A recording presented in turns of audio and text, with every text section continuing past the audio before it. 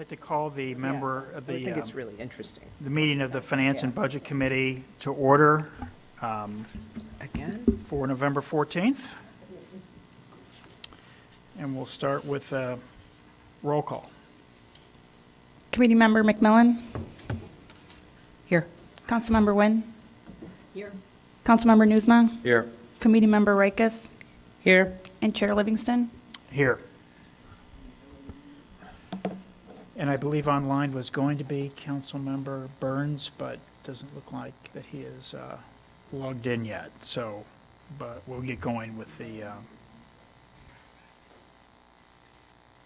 okay. All right, so we do have a quorum, and we will start with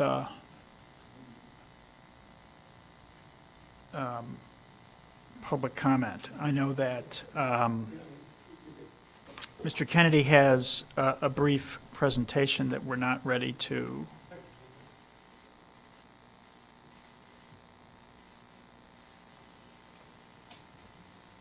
Okay, so are we broadcasting yet? Let's do it over again, because I think the camera was off. Okay. Should we start over? All the way over? Okay. Recording in progress. Very good, very good. All right, I'd like to call the meeting of the Finance and Budget Committee on November 14th in order, to order. Start Committee with the mem- roll call. Committee Member McMillan? Aye, or yes? Councilmember Nguyen? Councilmember Newsma? Here. Committee Member Rikus? Here. Chair Livingston? Here. Councilmember Reed? Here. Councilmember Burns? Here. All right, very good. So we have a quorum. And we will start with a public comment. I know Mr. Kennedy has a few materials he'd like to present, and I think the AV group, are they They're right there. getting ready They're to? acting Okay, diligently. all right, very good. I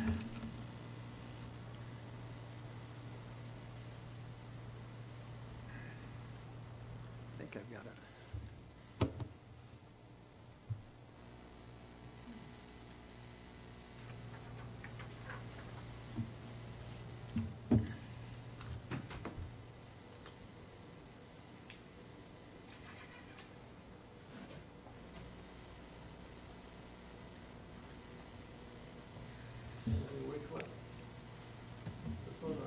Or they're the same?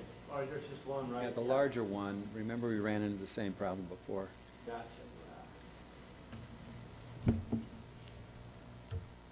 Andrew and I are getting to know each other. Good. All right. You could,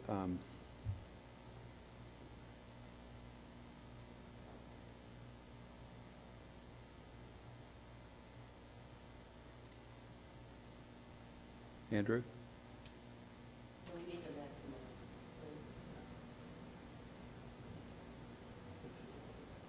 It is freezing for some reason, but eventually, it's just the computer acting out. There you go. Okay. So you got to put it on, Andrew? It's, Andrew, Andrew?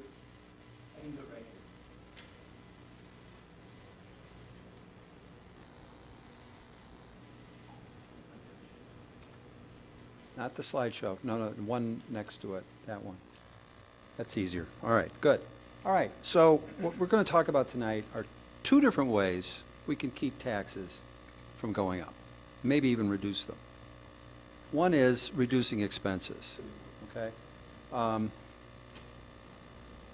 Basically, what I did was look at the proposed budget, and I went line item by line item in the expenses.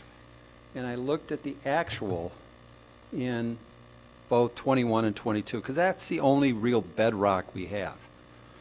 2023 is the adopted budget, worthless, except it's an interesting data point when you see the progression, which I'm going to show you.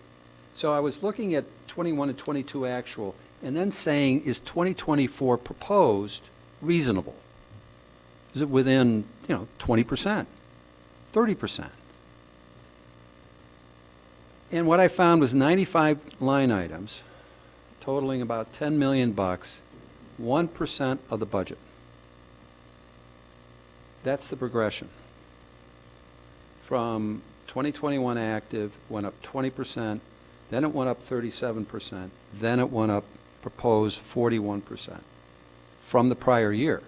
But if you look at it from the actual average of 21 and 22, it's up 109%. Any questions on this? As we said, try to get through the materials. A couple minutes Yes, here. sir. All right, thank you. So, let's take a look at a couple of these. City managers, miscellaneous business ops, contingencies. You went from 15,000, 23,000, 21 and 22. Dropped to 15, round figures, jumps to 96, if I see it right. Community development, building inspections, overtime. From 2,500, I think it's 4,600, 4,800 something, jumps to $47,000. They're projecting that much overtime. Parks and Rec, service agreements and contracts, 15,000, 8,000, basically 9,000. Then it jumps to 40 and 40. Public Works, books, publications, and magazines.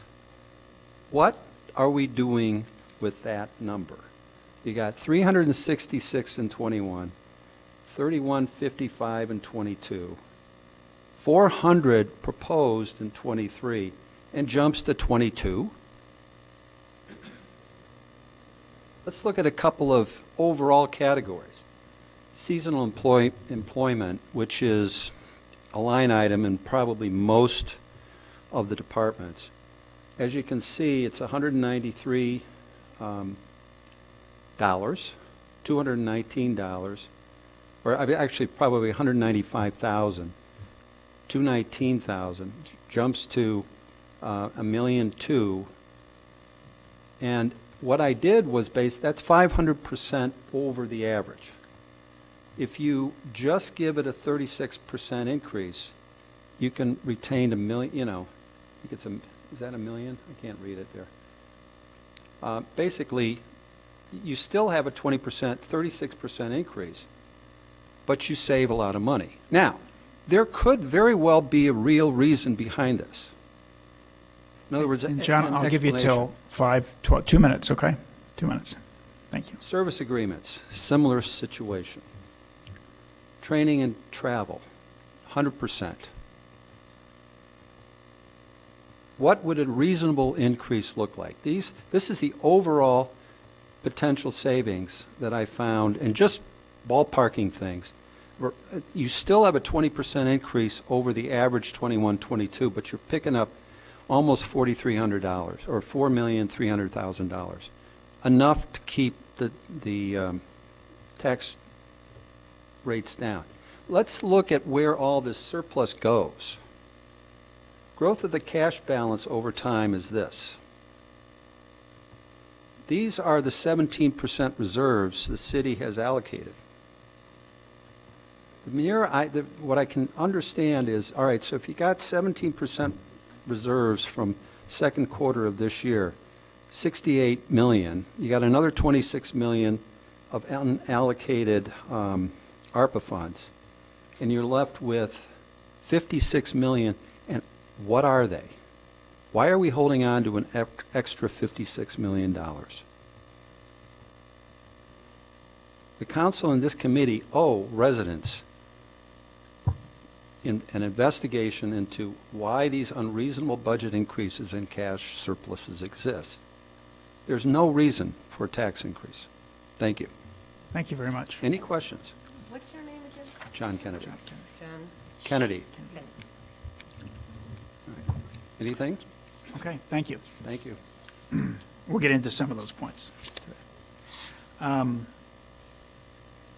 All right, very good. So any other online public comment? We have Mike Jess? Basilko. Go ahead with your public comment. Thank you. What do I have? 3 minutes or 2? We'll give you 3 minutes. Why don't you go ahead? Okay. You may not need it, and you may not find this entirely constructive, but, after listening through the Land Use Commission meetings where there's a bunch of experts, knowledgeable people whose opinions and recommendations to the city council is ignored. And then more recently with this committee at your last meeting, it's really discouraging, and maybe in particular to the chair and to the aldermen who sit on this committee, that it's clear you took direction from the mayor, to avoid discussions.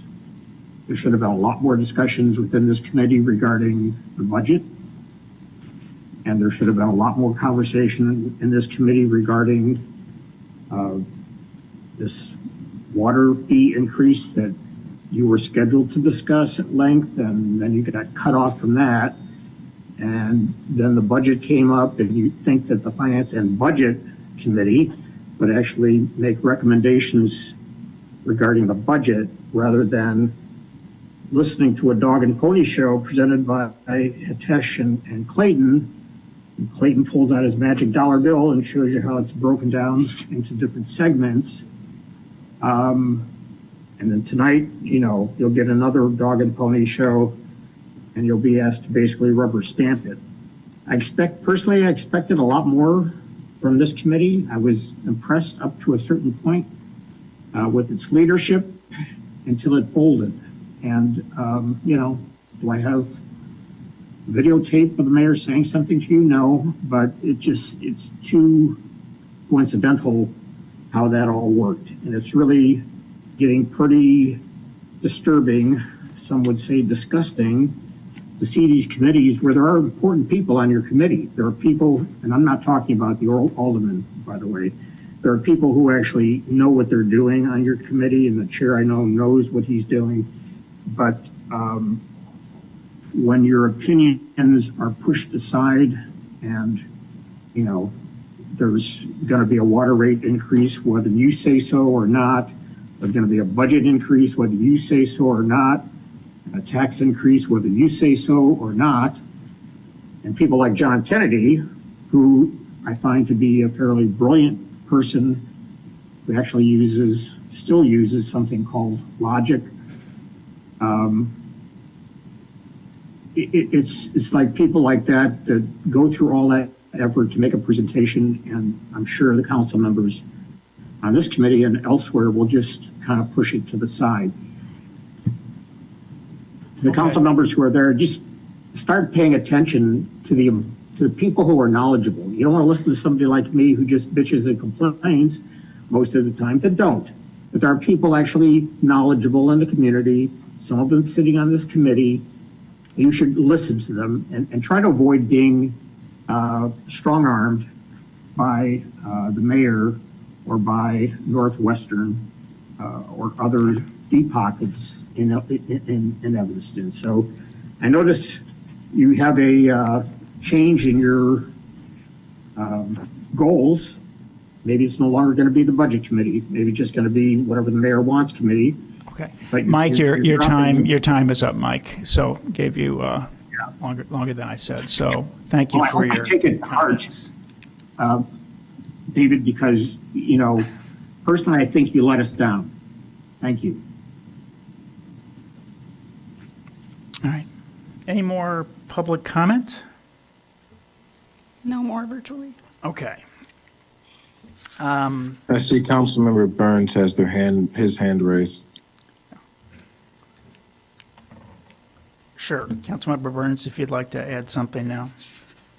Yeah, just briefly, only because we kind of kicked off the conversation in this way, and so I think it's just important to and Manager Stowe is on the line. John Kennedy, I believe he said his name is, Mr. Kennedy. I was a part of an email chain that said that our finance team was going to be reviewing all the documents that he's prepared. And so what I just heard is not true. We've taken his contribution seriously, so much so that it will be reviewed by our finance team. And there's a few other statements that are untrue, but that one in particular, I want to make sure that the record is corrected. Thank you, Chair. Thank you, Councilmember Burns. All right, so our next item is approval of the minutes from the,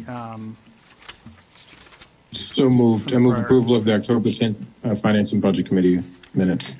yep. All right, All in favor, say aye. aye. And the minutes are approved. All right. Just 1 second. Apologize. Thought I had the wrong packet here. Okay. Very good. All right. So our first matter of business is a discussion and then an action item to consider a transfer to the insurance fund and the parking fund from the general fund to cover some historic deficits in both of those funds. So I move the discussion. Okay, good. And just, I Clayton, noticed that thank you. that's, And Clayton and Hitesh, thank you very much for your help on all these matters. And we all recognize the incredible amount of work that you do. I think what you do present is very transparent. I know that the degree of meetings that you've had to do in the last month is an incredible amount of work, and I just want to say we appreciate your dedication. Thank you, Chair. Clayton Black, Budget Manager. So this particular item, I noticed the agenda is correct. It's a transfer of the insurance fund to the fleet fund, but our memo has a typo in the subject that says insurance and parking. So what we're talking about is a transfer to insurance and to the fleet fund as part of this item. So back in June, we presented similar information talking about our insurance fund and our fleet fund. At the time, our parking fund as well, and why those were facing pretty significant deficits. Over the past few months, we've shared various fund balance summaries of each of our funds at the request of this committee and of the City Council, showing how all of our 39 funds are performing, and for our 11 funds that have fund balance policies, how the fund balance in those funds are comparing to what we have set as the policy. It's very clear the general fund is sitting on a nice fund balance, cash balance. We've talked about it at length in many of these meetings, that it is sitting in a good position and should finish very strong at the end of the year. There's concerns about the trajectory, but regardless, it's sitting on a nice cash balance right now. There are 5 funds that are not meeting their fund balance policy as of the end of this month, or as the end of last month. Those are detailed in the table on the first page. Those are the capital fund, parking fund, solid waste fund, fleet services fund, and insurance fund. If you don't mind going to the page that shows them, that would be good.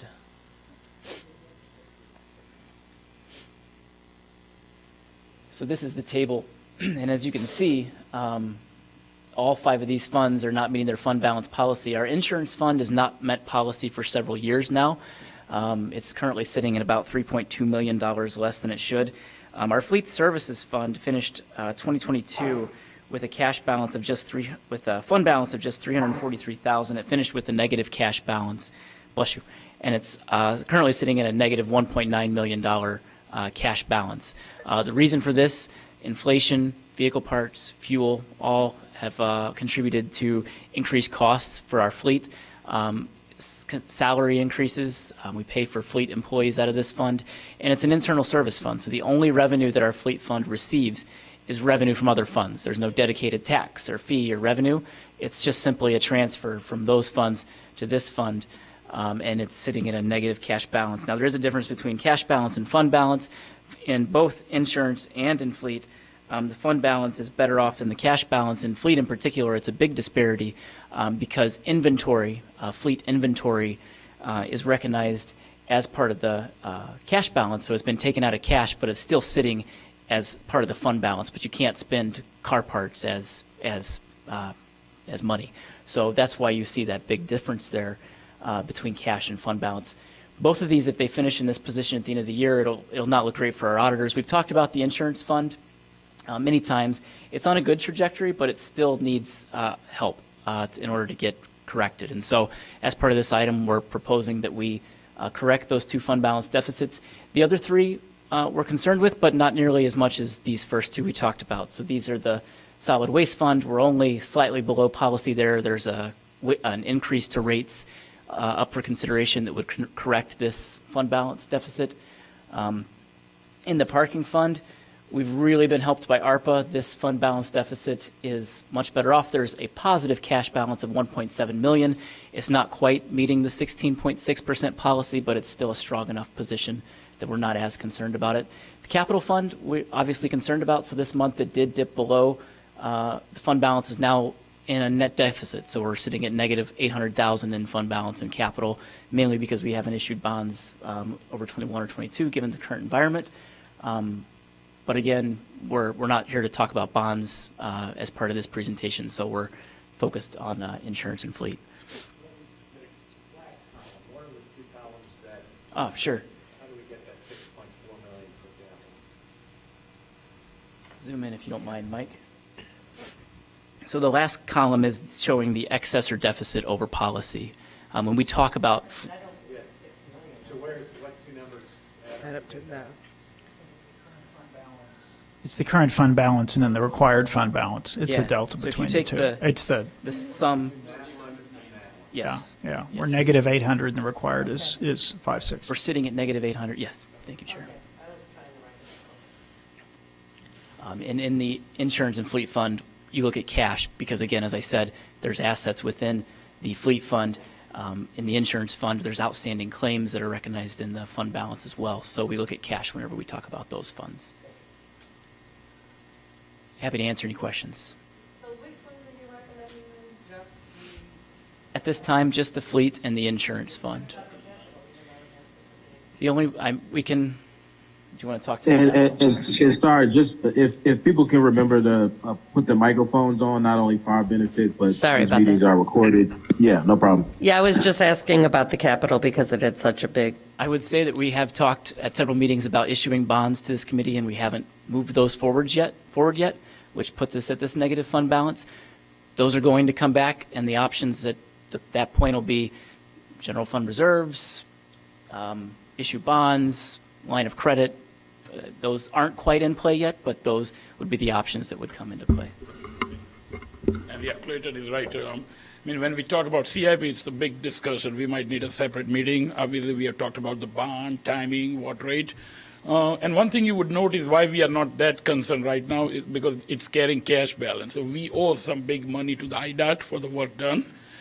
If the bills comes due tomorrow and we have to pay them, yeah, we would be hurt because there won't be any cash. Right now we are sitting on a cash, but we have booked the payables because we owe almost, I think, $7 million to the IDOT.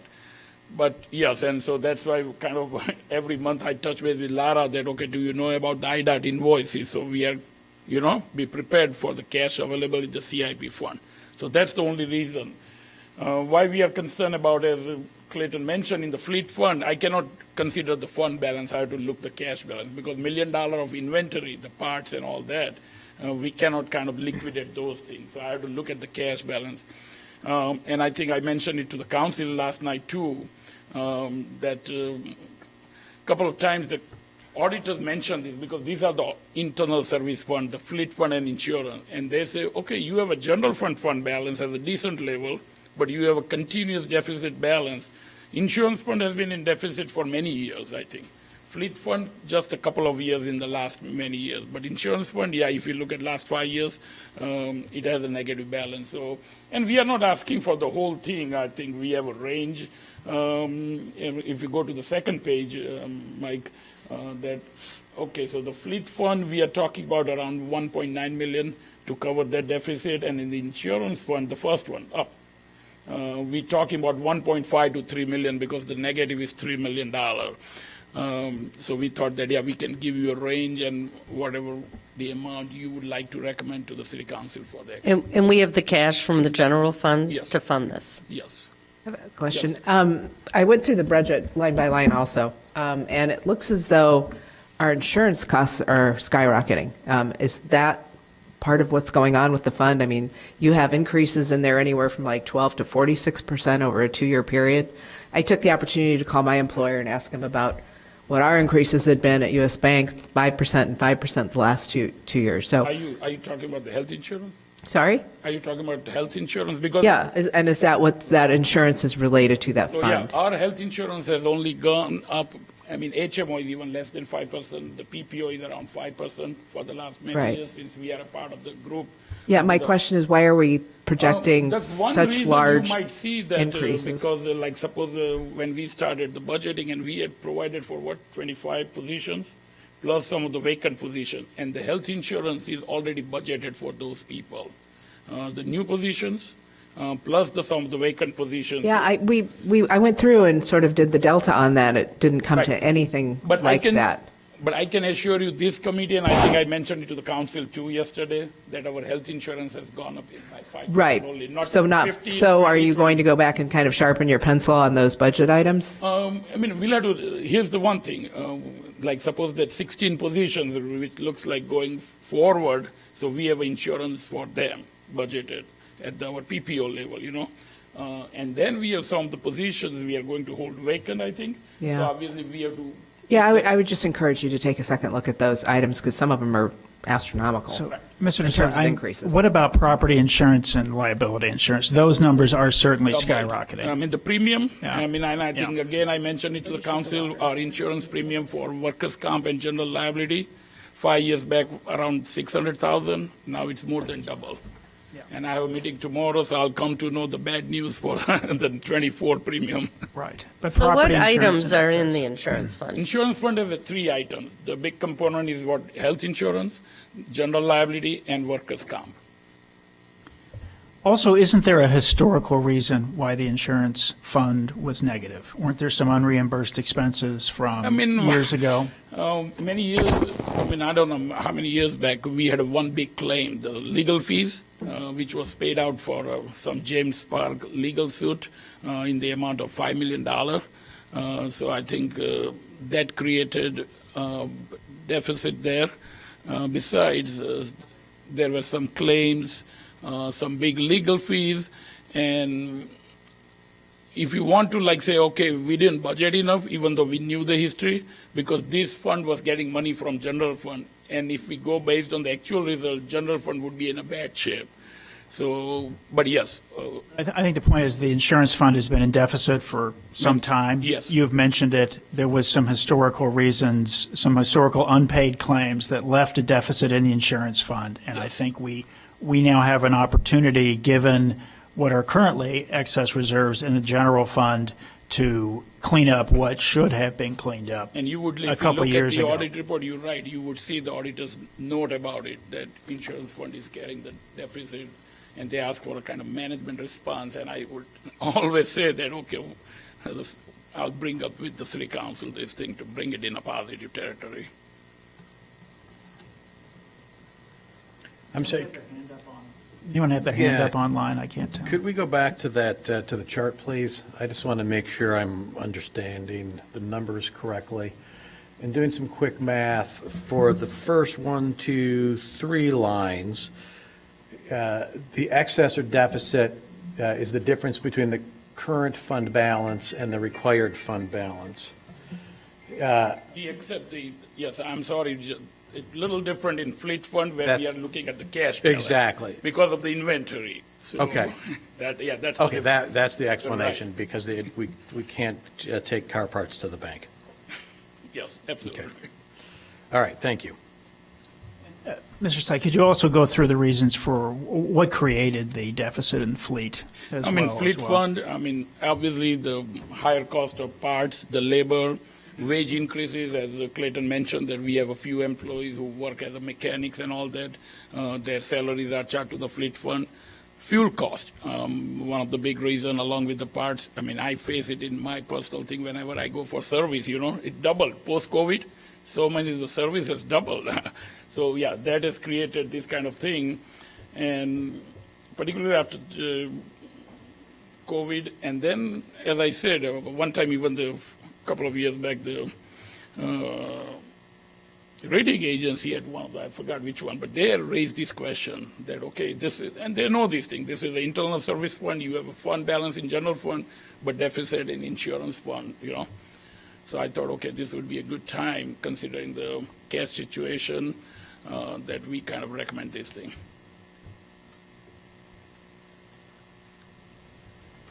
Are there any other questions? I think just in summary, we have residual. Can you just repeat the total of the two that we want to move over?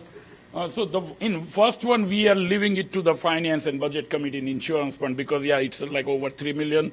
And if you don't want to do the entire and correct it right now, it ranges 1.5 to 3 million for insurance. Okay. And for fleet, we have a definite number because, yes, I think that with the inflation and all that slowing down, but very kind of what you call slowly, we might need a cash for the fleet services. So if we don't do the whole 3 million, could we have an audit exception again, or? Yeah, I mean, if as long as it would be negative, that would be in the note, yes. I want to say one more thing really quick. In the fleet fund as well, the proposed budget corrects this situation, and we've increased the transfers. If you look in the budget, you'll see rental of auto fleet maintenance as a line item. Those have all increased in the general fund substantially in order to make sure that we don't run into this issue again, to make sure that they haven't been touched in like 4 or 5 years. So the revenue to the fund has been stagnant throughout COVID. So we've upped those as part of FY24 proposed budget in order to make sure we're corrected and it's sustainable. So can I restate then? What you've said is the current year budget, the proposed budget would help ensure that we're not just going to start creating additional deficits in these two. Right. So this is sort of taking care of some historical issues, I think, particularly in the insurance fund. And secondly, probably some pandemic supply chain related issues that hit the fleet. Correct. That hit the fleet. Yes. Fund. One more question. If we didn't do the 3 million, I mean, we have cash to do the 3 million?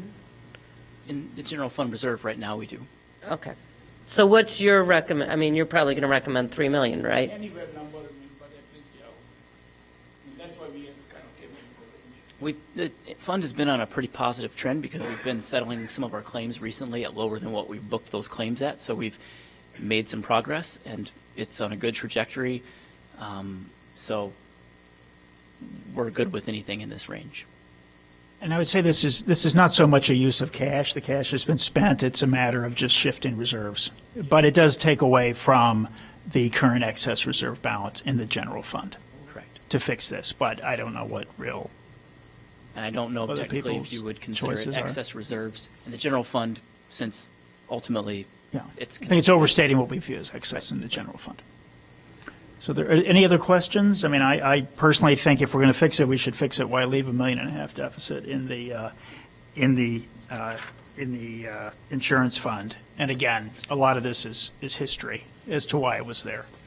But you're confident that your budget for health insurance, for liability insurance, property insurance that you have in budget is reasonable to make sure insurance does not start turning negative. I mean, health insurance, we know for sure what would be our cost for 24. So.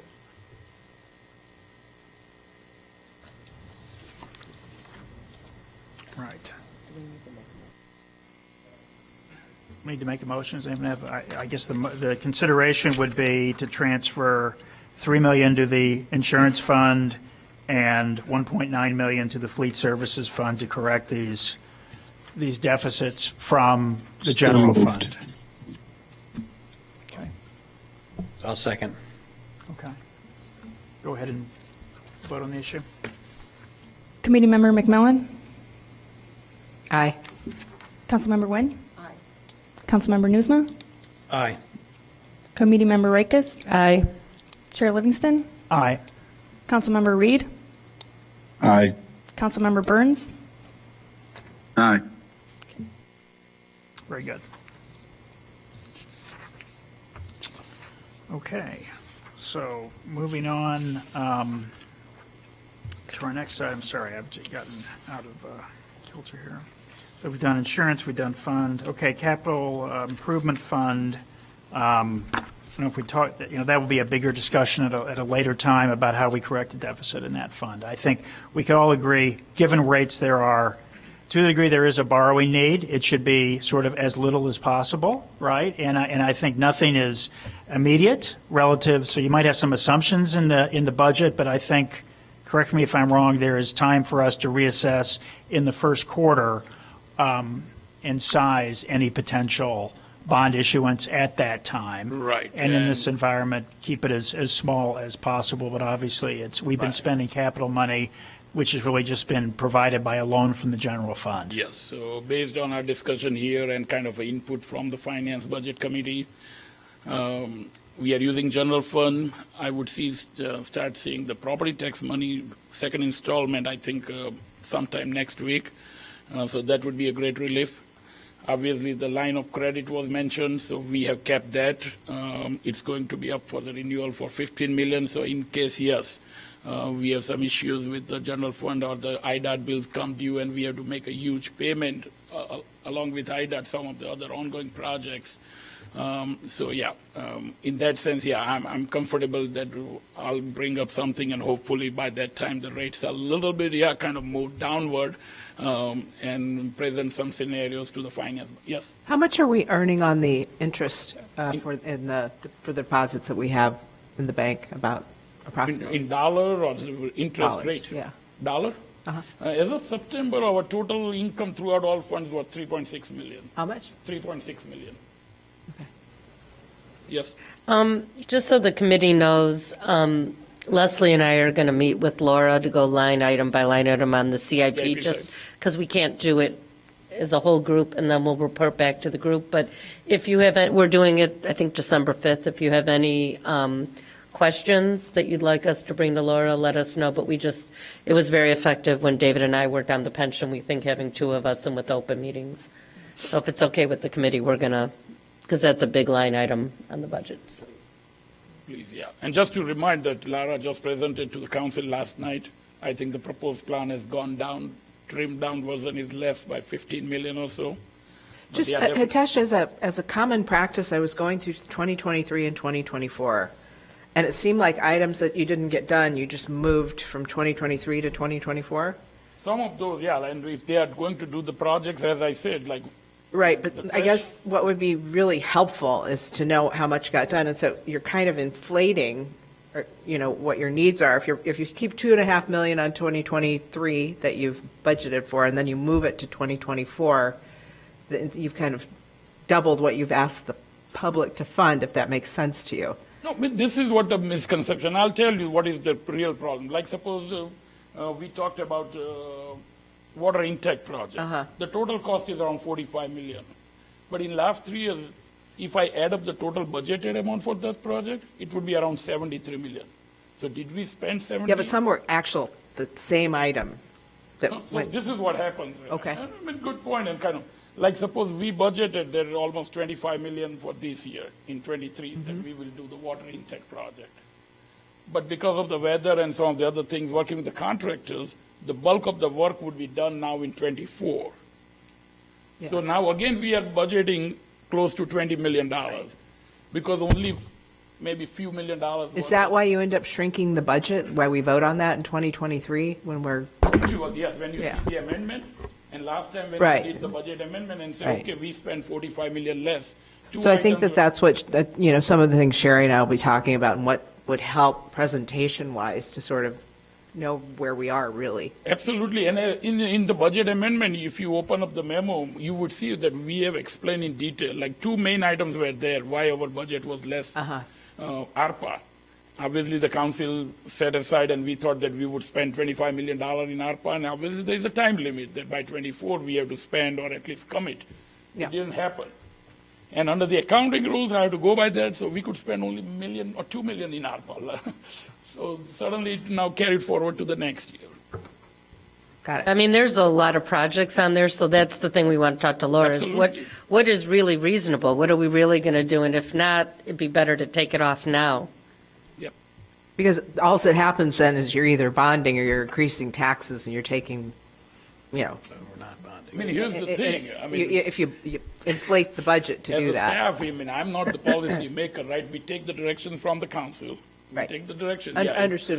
Just And to if give it's you a approved- sense of what we're going to be talking about, that'll be, I mean, that's good, yeah, absolutely. I think that'll be a helpful discussion. It's my understanding that our capital improvement plan has already been significantly reduced. In some cases, because federal funding is not yet available. In some cases, weather has intervened. In some cases, projects have been pushed off because we don't have internal staff capacity. I was going to say, I'm sure some of it you just can't Right, do we just because can't there's do too it. much to do. Right. The list of things we need to do is a lot bigger than the list of things we're actually planning to do. But should it be in this year's budget if we're not doing it? Right, and it's already been pared down to what we actually expect to be able to do, at least to the best of my knowledge and to the best of Laura's knowledge. And I think that would help on some of the sticker shock too, because you read through some of the comments coming out of the ward meetings of how can the budget go from whatever, 275 to 450? Well, a lot of that has to do with, can we even get through all that capital? Right. Right, so that it can, I agree, it can cause some confusion, but it's, especially over the last few years, we are far from alone in being behind on capital projects, given supply chain, given labor shortages. And in particular, that water intake project has caused a lot of confusion because it does look like it was done in 3 different years, right? And really, it's the overall spending has not fundamentally changed. So, okay, Councilmember Burns. The overall spending has not fundamentally changed. That's something that I hope is a headline in all our local newspapers. Because as I've said before, I think our budget challenges have been overstated because of misunderstandings around water intake, around ARPA, and I really hope that media can finally pick up on that because it's completely confusing the way the spending has been discussed in this year. Again, not to say we shouldn't be focused on finding cuts and figuring out where we over or underestimated things. We should always do that, but this budget is basically the same as the last 2 or 3 budgets. When you take out, again, ARPA, water intake, and I got a bunch of other examples, collective bargaining negotiations, we got to pay people. So I just wanted to say I was a part of the CIP working group, and the last email that I received, we were trying to schedule a meeting with Laura. Laura responded. I think we were waiting for Claire, Councilmember Kelly, to get back. And then I didn't hear anything. So I'm fine with that moving forward. I want to be a part of it in some way and hope that discussion it then becomes a full kind of finance and budget committee discussion. But I signed up early to be a part of that working group, and I'm still very much so interested in that. So I know we have a 2-person kind of minimum if we don't want to trigger OMA. I would be happy to make it a public meeting or to discuss it as a full committee, but I'm still interested in participating in that. Very good. And I just leave it to you to figure out if we have more than 2 people, how we get that noticed, and would just highly recommend we get as many people looking at it as we can, because it is a very confusing area, and it is, that is a big fundamental difference between budgeting for an organization like the city and the regular financial statements that people see with respect to like a company. A company is capitalizing capital. It's not going through as an expense in 1 year. It's being depreciated. But it is sort of a sticker shock item for a lot of people as they think about the accounting for a for-profit organization versus an organization like the city, because the spending on capital does appear to be a current year expense, even when it's benefiting many years into the future, which is fundamentally different than how a for-profit organization. And debt looks like revenue. So the 2 very different approaches with respect to capital looking like expense for a city organization. Yeah, I mean, fund accounting versus cost accounting for sure. But I do think people read in the papers, hey, we're going to get 5% from District 65. We're going to have increases in water. We're going to have 7-8% from the city. It adds up. I don't think anybody who opened their taxes a few weeks ago was feeling particularly flush afterwards. So it's a big number. And, I do think we could, Bobby, I would agree, we're not in dire straits, but at the same time, there's room for improvement. Okay. Any other comments? Otherwise, we'll move on to the discussion of where we stand on the proposed budget. Everybody okay? We'll move on to that? Okay. Very good.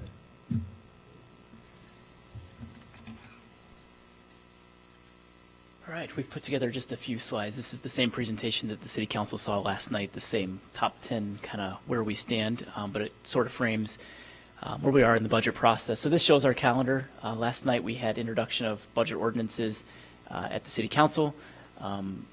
Remaining on the schedule after today, we have an anticipated budget adoption date of November 27th, and then we have to meet our Cook County filing deadlines towards the end of December.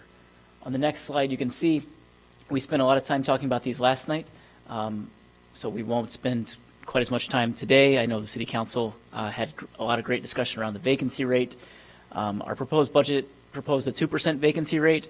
We're currently sitting around a 5% vacancy rate, and given the discussions with the ward meetings and members of the City Council, we're comfortable increasing that.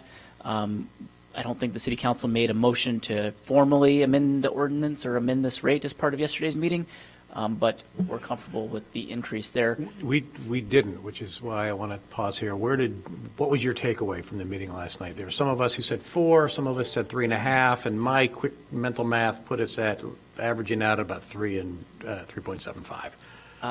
But I guess the mayor did not include it in that, what do you call the amendment. Amendment, he just said staff comes back with this reduced CIP and I think 70,000, right? So those two items were included, I think maybe because there were a couple of people who said 3.5. That's why. So that's, what's it going to be, 3.5 or 4 or somewhere? I mean, we are fine with the 4%, yes. But I don't know whether, we were waiting and we discussed even afterwards that, we did not get a formal kind of direction that, come up with the 4% vacancy, But we can do it on the floor, even on 27th, we can say this is the number. I think we as a group would be comfortable with the 4, but it would help to get periodic reporting on this. And I think in our monthly meetings, it would be good to know what is our current vacancy rate, because that is a significant item in the budget. And there are quite a few job ads, and so maybe even 4% is. This is something we will commit to, because this year was obviously really tough with the staggered contracts getting approved, so it was really difficult at any point in the year to tell how we were actually doing compared to budget on salaries and wages, because so much of that was backloaded and came in later. But this year we know what people are going to get paid going into the year, so it should be easy to report on what that looks like, and we could do that. The straw poll yesterday was I believe 6-3 for 4%. So that was the math that I was taking on the fly, and we're good with 3.75 or 3.85 or whatever. But in effect, the impression we got from the City Council and ward meetings when we talked about vacancy rate was that the savings from that, they would want to come off the property tax levy. Again, no formal motion on that, but it is one way to impact the property tax levy. Another question that has come up throughout our process is the role of the City Council in approving the library tax levy. We've received clarification from City Council. Of course, the library tax levy this year is proposed with a 9% increase to help offset the 11% increase to wages for library staff. They're part of our city union. And 85% of their revenues come from the property tax levy, so they're very dependent on a property tax. They've proposed a 9% increase. There's questions whether or not, what the role of the City Council is. What we've heard from our legal counsel is that the role is ministerial in nature for the City Council. They don't have the option of saying no to the tax increase as proposed. It's never been tested in court. There's not a lot of case law to say, well, what would happen if the City Council said no? The law does leave a lot of gray areas and vagueness, so it's not perfectly clear, and it would be very untested, uncharted waters if we were to say no. On the water rate increase, we've been in front of this committee to talk about the 17.5% increases. We went out to the ward meetings. We had Daryl King, Public Services Bureau Chief in the Water Division, talk about the reasons for this proposed increase and the tie to the lead service line requirements the state have passed on to us, as well as the doubling of our water main replacement program and the costs, increased costs for water main replacement. Solid waste rates. Sure. How much are we, is this where we do a mile, or are we doing 2 miles, or was that changed at all? 3.2, so we currently do 1.5 miles per And year. we're going of to water main 3.2? replacement, and we're going to 3.2 with the goal of keeping X% of our water main less than 120 years old, because it's not on a good track if we just stay at 1.5 miles. So this is a lot of deferred maintenance because we've been only doing 1 mile? Yeah, if you look back at the last 10 to 15 years of rate increases in the water fund, it's not kept up with inflation, and we find ourselves here, and we have just been doing the 1.5 miles. So Is there any chance that there'll be federal funds available for that? nothing yet. Because I There's know talk. Wilmette, as an example, said they're sort of holding off until they see if there are federal funds. And I think you're referring to lead service line. Oh, okay. So that's, okay. Yeah, not sorry. for water mains, maybe for lead service line, but we have to plan as if Okay. there won't be. And I would imagine we could still apply for those funds even if we had gotten in front of doing some of it. Yeah, correct. So, The goal is to review this rate increase annually. We're only saying this is what's needed next year, but if federal funding all of a sudden were to become available, then we look at it annually, and so we can adjust the rate. We have a model that the water folks use to project what these rate increases look like. The water rate increase is a function of an increase in the mileage of water main we're replacing every year, increase in the number of lead service lines we're replacing every year, and increasing costs. Mm-hmm. Yes. Is that part of like the 61 million in the CIP, or is that something different? That is included in the $61 million CIP. It's in the water fund CIP. I don't know what the number is for sure, but it's in the water fund CIP. so we talked about this some in the last meeting. I view this sort of the degree to which we got behind on water mains as being equivalent to how we got behind on pensions. That someone gave the direction, and I don't know who. Mr. Stoneback had mentioned that, and I went back and looked. That the combined water and sewer rates were held flat for something like 15 years, right? And it's not like we are immune from inflation. We were doing nobody any favors by keeping those rates constant, by taking the savings from the payoff of the bonds on the, I would say, successful sewer project. That money should have been then put into at least doing the amount of water main replacement that was part of the current plan of 3 miles, 3.2 miles per year. So a large part of this is digging ourselves out of a hole, pardon the pun, with respect to the lack of foresight and planning and consideration for the future that should have gone into keeping, costs were lower, interest rates were lower. This is like the worst of both worlds, right? We have deferred costs that we have to do, because these mains are, some of them, 100 years old. We have deferred costs that we have to do into a time where costs are higher and interest rates are higher. So shame on us for doing that, but it is a big cost increase of 17.5, but I think if people look at their bills, they have been very flat for a long period of time. And that was artificial, and it was unfortunate, and that's why there's some sticker shock here, but I don't see how we have any sort of choice but to get back on track with respect to not only the water mains, but the pressing need to get the lead service lines replaced. So we're just recapping what we talked about, but I find it as sort of upsetting as pensions was. Just moving through the rest of our list, we have the solid waste rate increase that's proposed, 7.5 increase there. Again, our solid waste staff are part of the employee union, 11% wage increases. This helps us keep pace there.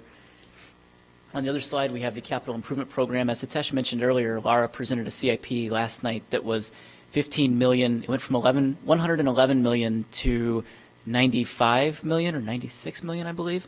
So she's trimmed back the total bond issuance in the proposed budget as well. I don't want to give exact numbers because I don't have them sitting here in front of me.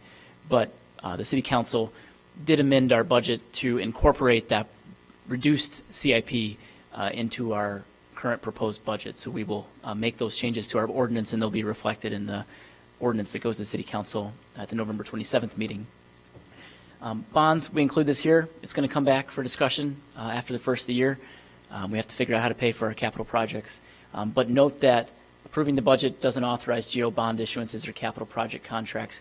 Capital project contracts come before the City Council and individually get approved when they're greater than $25,000, and bonds require a separate ordinance, bond ordinance in front of City Council as well. So while we authorize the budget, it authorized the projects to proceed, but the projects come before City Council individually for that approval before they advance. In terms of new positions, we spoke about this yesterday. There was one position that was slightly amended by the City Council yesterday. That was the City Council admin position. Everything else, all other proposed new positions, we seem to get general buy-in on those. Transfer to Fleet and Insurance Fund, we just talked about tonight, so no need to go into that. And then there's a request from the City Manager's Office to add to their budget for a community responder proposal that City Manager Stowe can speak to a little bit further. But it's a request that's not included in the proposed budget and would need to be added. So this kind of generally summarizes the big topics that came up while we were at our ward meetings and town halls, and we're taking them all into consideration. If there's any feedback from this committee, we'll certainly take that into consideration as we continue as well. So please go ahead. Question from last night. It was with respect to the pension levy. It looks like you had added another $60,000. I was wondering why, because when we set up our internal sort of pension document, we talked about holding the levy flat, going into 100% PPRT, and then any deficit funding the levy. So I don't understand why we would have added $600,000 more to that. 600? I have to see. That is called a loss factor, a 3% loss factor, which is allowed by the Cook County. There have been a history of years where we did not get our 100%. Sometimes we had some years where we got 95%, 97%, 98% collection. And obviously the Cook County is concerned because, like, suppose in 21, general fund has to give around $200,000 to the police and fire pension. But we don't have to do that, the 3%. It is an optional thing, yes. I mean, I don't know why we would do that when we have all kinds of reserves. I mean, they provide for it too, so that general fund doesn't have to, like, suppose we have 10 different types of tax levy, debt service, police pension, fire, general assistance, Right. solid waste. If suddenly say that we had a bad year and there are property tax appeals or a non-payment, this is what happens Right, post-economy, and suddenly there could be a $3 million, $5 million deficit. Right, in but all the tax my levy. assumption when we set up that policy was that would be out of the general fund. Right, but this is how we do that. The number which is set aside, like same thing for all other tax levies. What we call is a net levy, but I have to include the gross number with the loss factor allowable by the Cook County. So what do you do if it's actually in our favor? I mean, generally it's right around 100%. On if it's favored, like suppose say, okay, they got 102%, police pension would get the money. General fund doesn't get the money; it would stay with the police pension, fire pension. Yeah, I guess I don't see why we need to do that.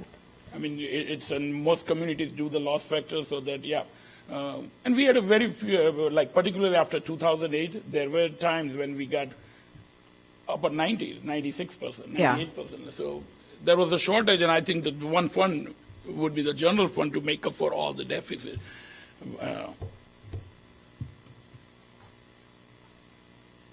Maybe we can go through that on the next analysis on the net property Okay. tax, because I don't see it. Maybe it's not reflected on this. Is it? They just introduced it last night. And don't you have do you have a truth and taxation issue by adding that, or no? No. Okay. I mean, here's the thing. In Evanston, the rule is generally if you increase the property tax levy by more than 5%, it excludes debt service levy. Evanston has a tendency, even the last 3 years, we did not increase the tax levy, we did the truth and taxation. Okay. They want it. I mean, this is kind of in council's informal direction. So we have always done the truth and taxation hearing irrespective of the increase. Can I just restate what I think this is? So if someone appeals their property taxes and gets a reduction, that reduces our property tax revenues for that year, correct? Yes. And this allows us to go back and for that shortage for the prior year, put it on the next year overall levy, correct? So between years, we're just trying to get back to our total. And it is sort of a fact, if someone appeals our property taxes and they're successful, then it gets respread out over everybody else. Yes. And that's in effect what happens. And I would give you the extreme case. We closed one of the TIF. We gave away the money or transferred or spent for the eligible. After 2 years, we got a request from Cook County to give $200,000 because one of the two properties, commercial properties, reassessed and they won the appeal. So we had to give in $200,000 2 years after the TIF was closed. And so we had to find the money and fund it from general fund. Because the TIF was closed, the funds were used or distributed. Yeah. So, I guess I feel like where we have such a huge amount of cash, and, you know, my goal would be to keep our balance sheet as small as possible, as efficient as possible. If we don't have to have that on there, I guess I still don't see why we would. I would think we could just use reserves for that.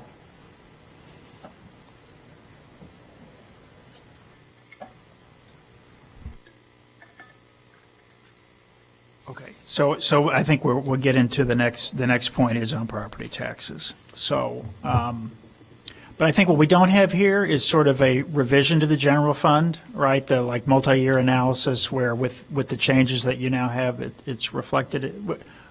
Maybe we'll get that at another date, but there have been changes, and so we should Changes try to these budget changes, like when you flow through the vacancy rate or Right. yeah, we don't have it now, but we want to see that and maybe circulate it so we understand with these reserve uses that we just had, what are we looking at now relative to projected charts end of the and year, graphs. right?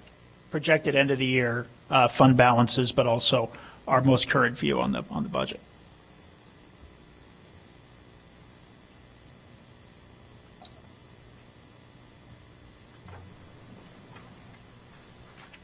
So, you want to go through it? Sorry. We're on the property tax item, correct? Okay. Mike, do you mind pulling up the Just to make it official, Analysis I'll move discussion of item D2. the agenda, or the agenda with the, and then scroll down, next page. So this is in your packet, but it's the analysis that we were asked to put together showing the property tax levy. Looks like it's page 15. Page 15 of 19. So I actually have it printed out. One second.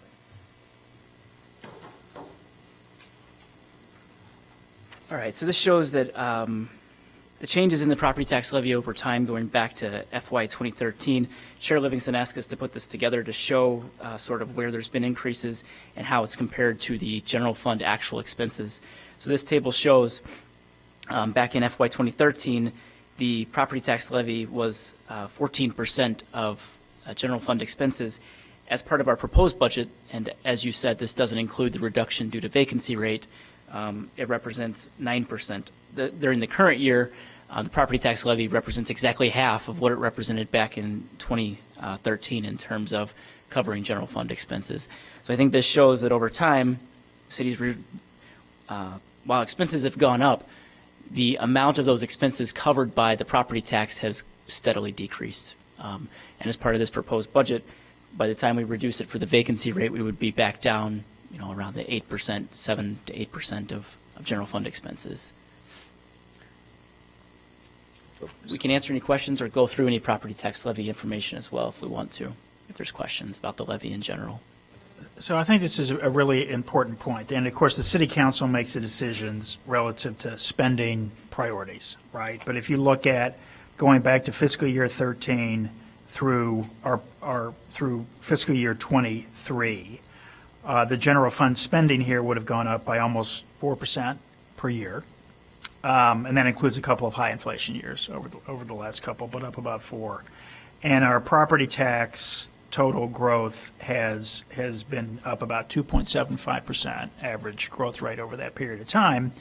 And we, some of the growth relative to the general fund has been things like more money going into the pensions. It's been priorities for the city in terms of spending. And we're this is one of our discretionary revenue areas is property tax. And we're sort of creating what, looking forward, it can be a structural deficit as we hollow out what was a much more significant element of revenue for the city than it is today. And I recognize that property taxes are a particularly sort of emotional point for people, but it is a fundamental element of our revenue streams. And by not keeping pace with spending, we have actually cut the percent of the general fund that is represented by property taxes in half. And in particular, if you look back on this chart, for fiscal year 20, so the levy year 19 forward, you can see that there has been essentially no increase in property taxes for a 4-year period, which somewhat analogous to what happened with water rates. It just, we're subject to inflation, and to hold property taxes flat for multiple years from a financial sense, especially when the city is looking to invest more money in areas like sustainability or whatever, a new ambulance, all that.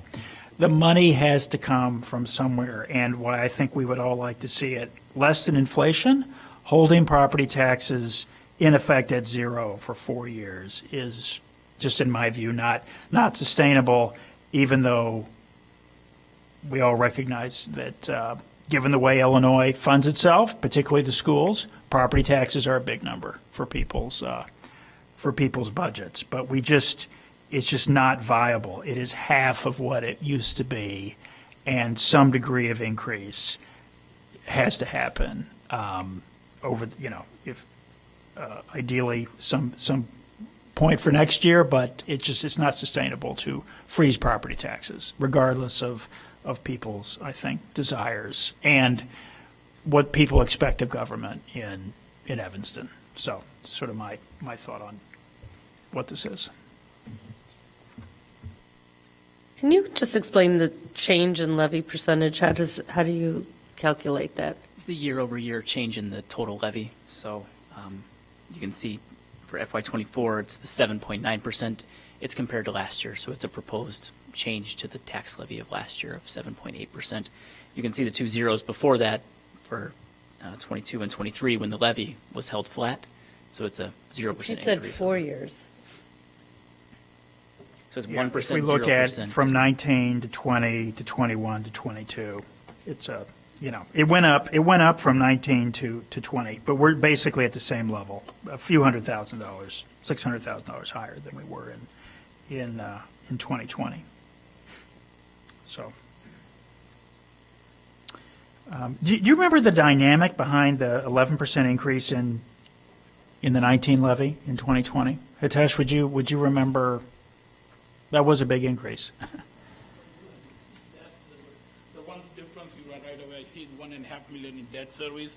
And there are always some two schools of thought, and I think we asked the council for direction. There were a couple of years where debt service levy was artificially kind of subsidized by transferring money from general fund. Then we got direction, I think somehow, I don't know whether the city manager or the council, that no, the debt service is an actual expense for the GO bond, and general fund should not subsidize that.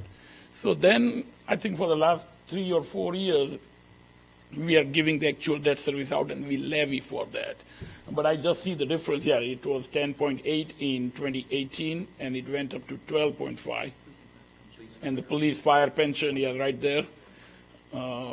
Yes, it is almost 1.8 there, and 1.8 in the debt service. So it will be a $3.6 million right there.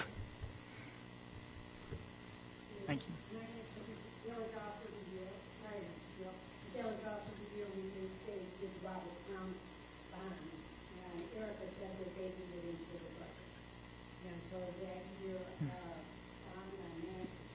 We're unable to understand what the speaker is saying. There's a comment that Robert Crown might have had some impact on the almost 11% increase that happened. I mean, yes, a in little bit, 2020. I think, at least, but I remember and that's why, yeah, the debt service is higher. You see that in 2019 at 12.5. Any other thought? Well, that was what was in the preliminary budget, was the 7.9, which is now down by the almost $2 million, was it $2 million reduction in the vacancy rate. So I just think, people would appreciate maybe 2% a year more than 8% at once, and it's a function of the fact that we were running surpluses over that period of time, but still it just becomes unsustainable. Chair, this is the Crane article. I know everybody saw the property tax bill, and I just wanted to highlight these things, that every kind of residence, generally the burden has shifted from commercial to the residence this time, which was the other way when it, like a triennial assessment happened in 2019, when the bulk of the burden shifted to the commercial, then there were tons of appeals and the assessment went down by 100%, 200%. And this is what it says, that, okay, now two-thirds of the share burden of the property tax on the resident side and the one-third on the commercial side. The other thing which this says is, this is not that the Evanston residents saw the increase. This is throughout the county. You would see here that following the Cook County's assessment, median residential tax bill for residents northwest suburbs shot up by 15.7%. And again, you would see the property taxes for residential properties rose by 12.9%, just the residential properties, Commercial property taxes in the same area are down by 2.7. So obviously because of the appeals and whatnot, the burden has shifted back to the more on the residential side. And obviously one of the reasons they talk about the school districts, whatever the permissible to them under the rules, so they are kind of going with that maximum. So that's one of the reasons. Right there in the second line, higher levies driven by school district. The reversal of COVID-era adjustment. There was some kind of a temporary relief in the assessment, COVID-era adjustment, that has disappeared. And the new provision in the Illinois tax code. So this is the kind of thing. So I just wanted to kind of put it out as a kind of being for the, a transparency purpose. That yes, in general, the burden has shifted to the resident and it is throughout the Cook County. I know that Councilmember Reed brought this up. Would that theoretically help renters then, that less of the burden is on commercial property? Theoretically? Yeah, but they are again assessed at, I don't know whether, they are not assessed at the commercial level of 25%. Mm-hmm. They are still assessed at 10% level. But it depends on the rental income and so many things because they use what they call an income method, how much rental income that building is generating. But yeah, I won't see that kind of a steep, any kind of a increase on those, assessment.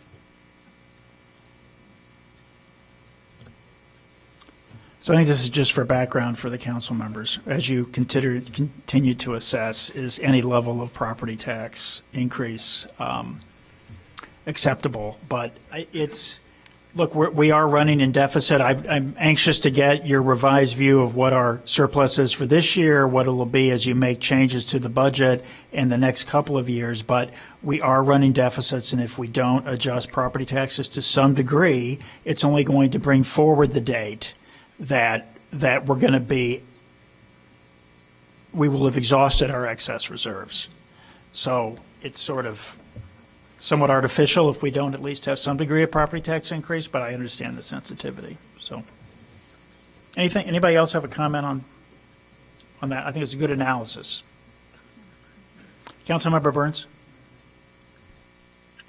Yeah, just wanted to say I could definitely kind of follow the fact pattern there. What I would say or want us to consider is if that does apply, should apply, not just to property taxes, but other taxes, potentially fines, fees, et cetera. We noticed, I think in last year's budget or this year's budget that the demolition, tax hadn't been increased. I think we had made some adjustments to motor fuel tax. Councilmember Reed made a motion for a special order of business to discuss a series of different increases. One was changing the residential parking permit fee from $30 to $60, which I think he said will bring in an additional $1 million in revenue if passed. So, I think in order we don't always have to go back to the same trick, which is easy to do, which is, property tax. I think we have other options, including property taxes, that we also need to keep a lookout for. And I'm not sure we do that. For example, I think even Councilman Reed has a question in to staff to say, like, when was the last time we did adjust the residential parking permit? And he's waiting to hear back, but it could be 30 years. Who knows? Like, I don't think we're keeping track of, I don't think we're making sure that we're making those inflationary kind of adjustments across the board. So I just wanted to add that. Thank you. I was invoked there, so I've raised my hand.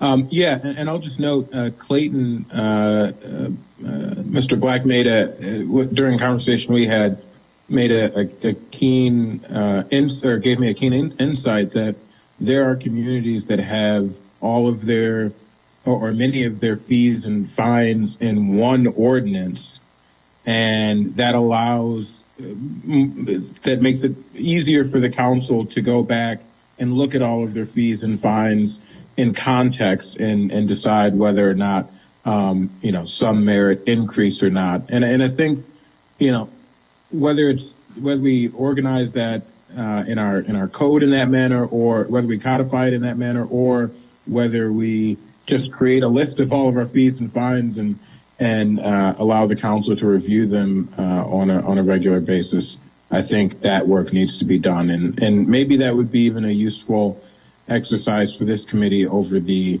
next year as we go into the 2025 budget to review all of our fees and determine, when they were adopted, what they would be if they just kept pace with inflation,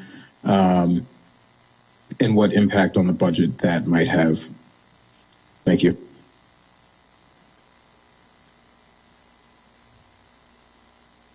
Okay, very good. Any other comments relative to the budget changes or? Okay. I'll make one more.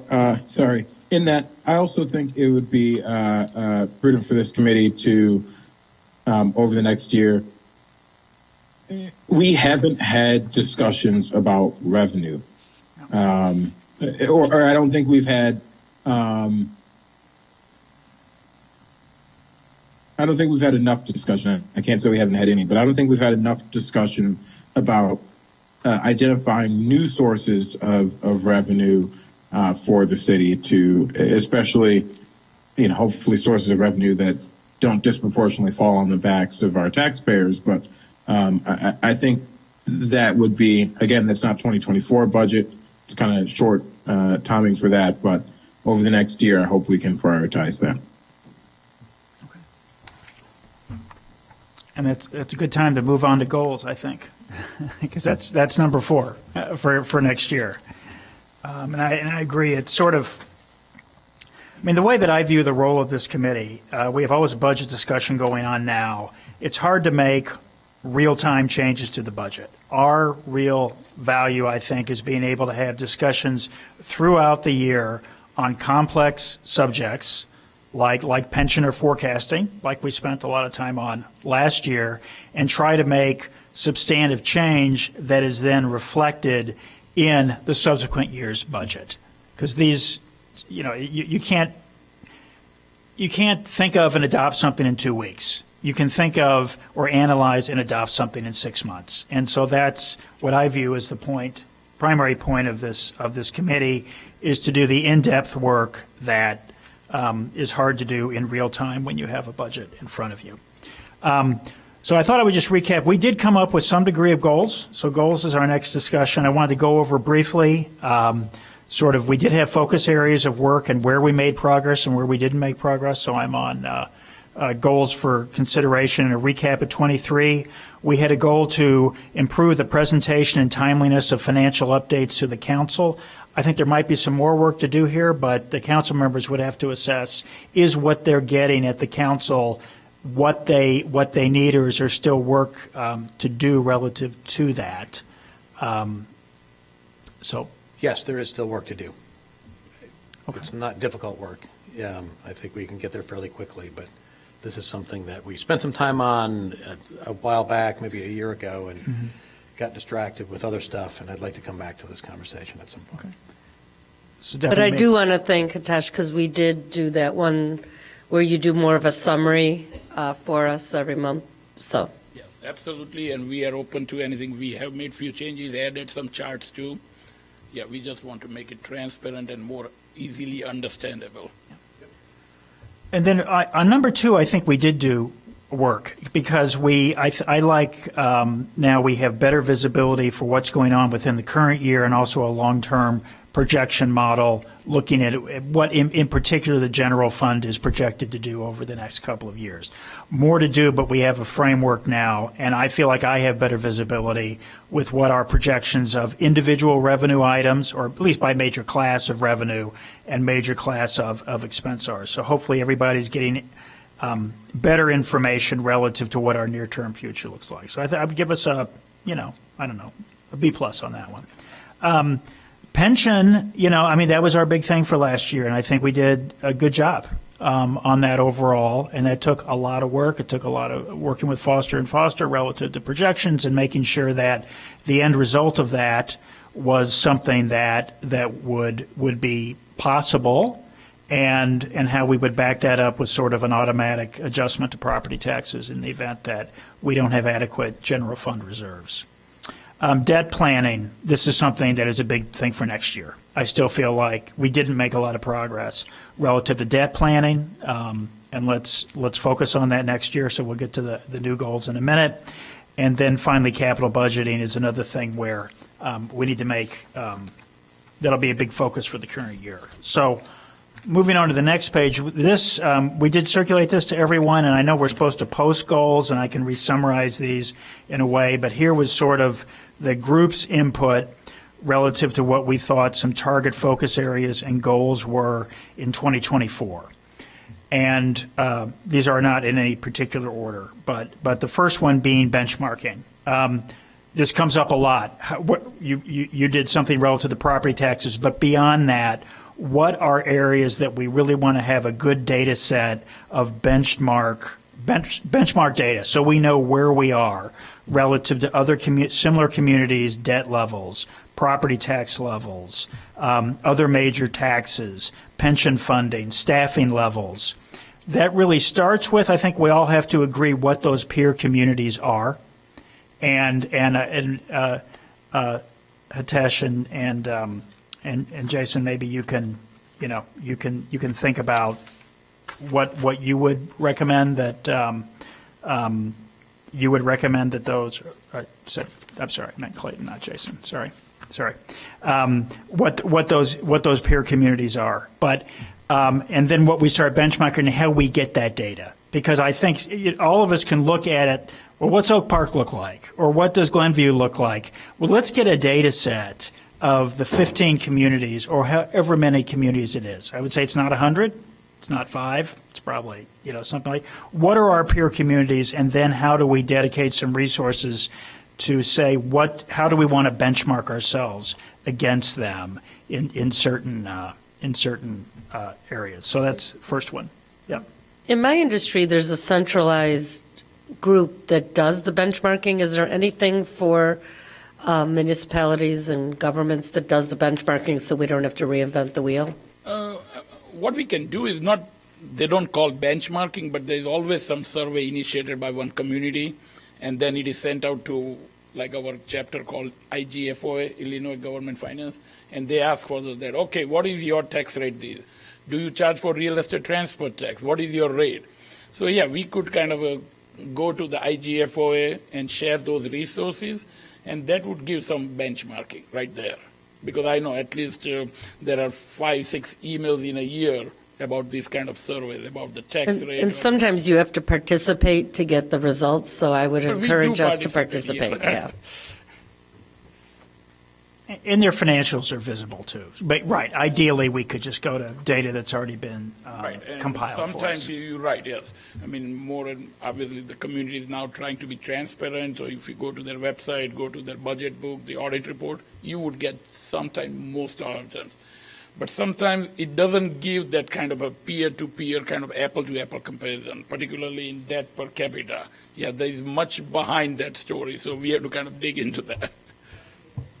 Yeah, maybe like excluding enterprise funds or something like that, because our water, not every community has a big water intake project, right? So, but I think this is, number one, we all agreed, let's get some better benchmark data, and that comes with, maybe even our next meeting, you can come back and say, I think these are our peer communities, and we could talk about that. Number two, as was discussed, Leslie and Sherry and Councilmember Burns, really getting into what's going on with the CIP, both including water, water and sewer and all that. But how do we make sure what we budget is actually achievable? But how do we really? There's things we haven't even talked about on capital improvement that we have to think about on a long-term basis, which would be what happens with this building, right? What happens with Civic Center? What happens with the fire and police buildings, and those could be very significant capital expenditures that we're going to have to think about over the next probably not that many years. I think, look, we have a 140-year-old community.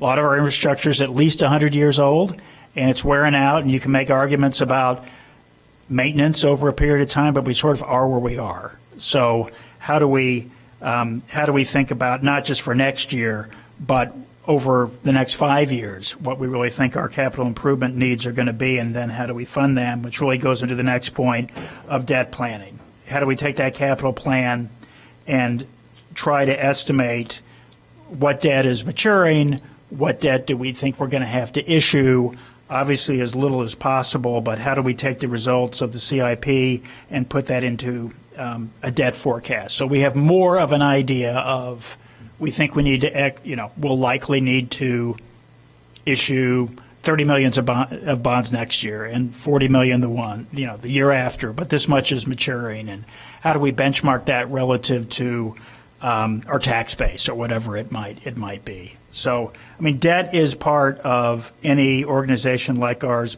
permanent capital structure. We just have to make sure that it is appropriate relative to our revenue sources and fair to our population. Finally, and this is Councilmember Reed's point, let's get a working list of alternative revenue sources and look at those in terms of, do we have the authority to do that? Are other people doing it? How much revenue would it raise?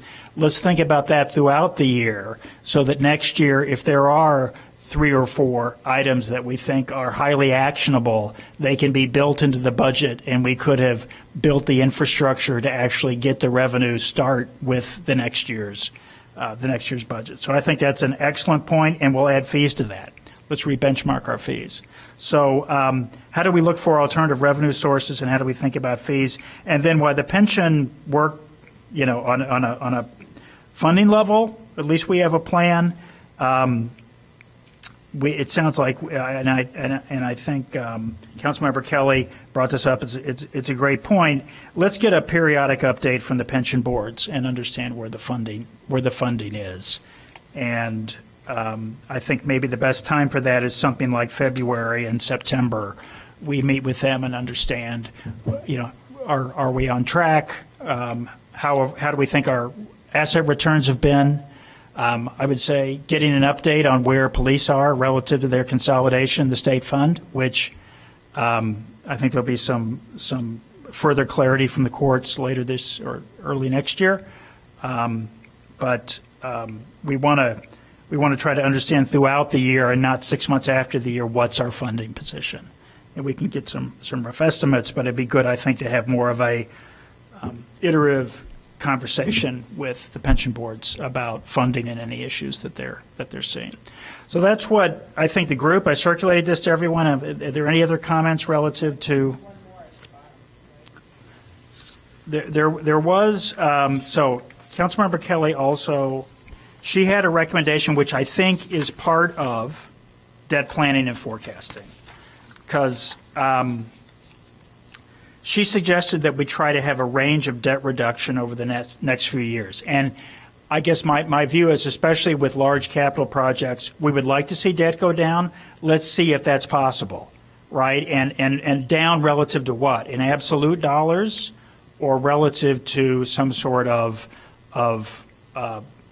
relationship to revenues or tax base. But it, let's first find out through our peer communities, how do we compare relative to debt? But we have some very substantial needs. Let's forecast those and understand how we think our debt is going to change over the next 5 to 10 years.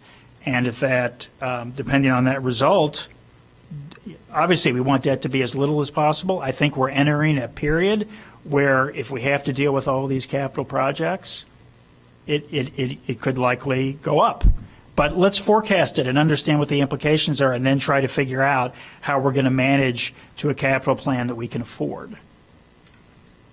So I think this point is really a subset of let's do the debt planning coming out of the CIP plan and make a determination as to, is this acceptable? Is this acceptable? And if it's not acceptable, what else can we do? Yeah, the thing I like about this, though, is adding numbers to things or percentages. So then you're working towards something. But I agree, it can be included in the debt portion. With the debt, you and I talked briefly, but I'm sure, I don't understand all the tranches, so at some point I'd like to learn how everything gets paid down on this and, what we have to owe when, it's almost like on a cash basis. What do we need? Yeah. So I think get everybody's view on what would you like to focus on. I think we know who's going to focus on the CIP work. I'm benchmarking, I think, can largely be, we can review it, but probably comes from staff, or you can think about how do we get this data. But we'll try to understand it as a group. Debt, I'm happy to work on. But let's think about who wants to focus on what. Pension is really just setting up the meeting. So I think this is achievable. I am actually proud of what we got done last year. Was it enough? No, never. It's a process that will continue, and we'll hope to get better every year. And our goal is to have the inputs to make a better budget for next year, right? There's just a limited amount that we can do in real time, but we can do a lot before next September to really understand why our budget is what it is. So, anything else? I have a question. Yeah. Do we have a meeting in December? Because it wasn't on the calendar, so I just. Okay. We do not have a meeting scheduled for December. So I think we would like to understand where the budget actually came out. I don't know what the larger group or if it's been approved. So, I mean, even if it's a shorter meeting, I don't know what the group thing. It seems to me we should have a meeting in December, but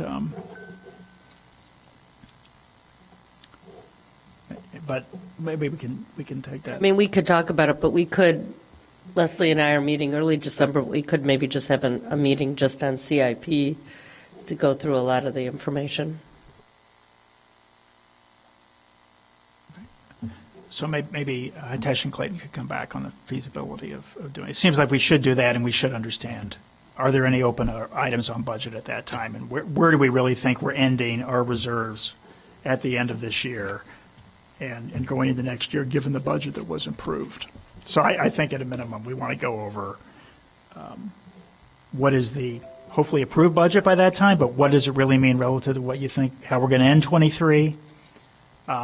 And what we think is going to happen throughout 24, and in particular, what our reserve balances are going to look like at the end of 24, given that budget. Because we're going to be close. We're going to be close to being through our excess reserves, I think. But you need to tell us that. We just used some of them up tonight in fixing an old problem in the insurance fund, and the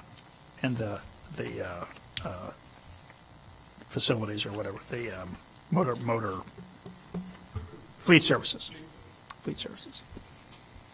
So, yeah. Let's acknowledge the question about the leadership of this committee, because I think David is serving beyond his originally appointed tenure, if I'm understanding correctly. And per city council rules, it is up to the rules committee to appoint a chairman of this committee. So the Rules Committee will be meeting on December 5th to appoint a new chairman. It'll be up to the Rules Committee, which is a committee of the whole of the City Council. So we could have reappointments. So that's something for the City Council to take up at the Rules Committee. Yeah, The Rules Committee has sorry, not, go has ahead. not met, and we'll be meeting on December 5th to confirm the leadership of this committee for as long as the Rules Committee deems fit. Councilmember Reed, you have your hand up, I believe. Yeah, just in that context, since we're wrapping up, I just want to, as a point of privilege, just say that I think, Chair Livingston, it was mentioned earlier that some folks think that you may have let them down. I want to say that you have, in my opinion, been a phenomenal chair, and I appreciate the work that you have done for the city and for this committee. I very much appreciate that. Thank you, I agree. Thank you for mentioning that. Same here. And I think this whole committee can be proud of the work we've done. There's a lot to do, and we'll just keep moving forward. Current leadership and everybody's commitment on this committee. Councilmember Okay. Burns has his hands up. Yeah, I was I agree. Yeah, Chair Livingston, appreciate all the work that you've put in to this committee as chair. Thank you. I just wanted to say with CIP, this was mentioned a while ago, but I just want to reemphasize that I think we need to treat CIP like we did the pensions. I think we need to develop or help co-develop with Laura and others a CIP plan. Maybe the right place for that is we already have like a 5-year CIP plan, I believe, that is, I think Laura is looking for us to potentially modify it this year. But I think we need to be just as thoughtful with CIP as we were with pensions. And so I would absolutely support having a meeting dedicated to CIP whenever, the chair deems appropriate. Agree. So if we have a December meeting, maybe where are we on CIP? Which no real, it'd be hard to make a lot of progress. But also, if we could see what the final budget, and what the indicated reserves are for 24. So, Has that reduced CIP budget been posted? I don't think so. There's a presentation, but posted by I think, Lara, right? Yeah. I just saw the old one. Okay, and is there still someone with their hand up? I got to keep. Oh, it's all right. Got it. Okay, very good. So I think we're adjourned. Thank you. Okay, thank you, everybody. We are adjourned. Thank you.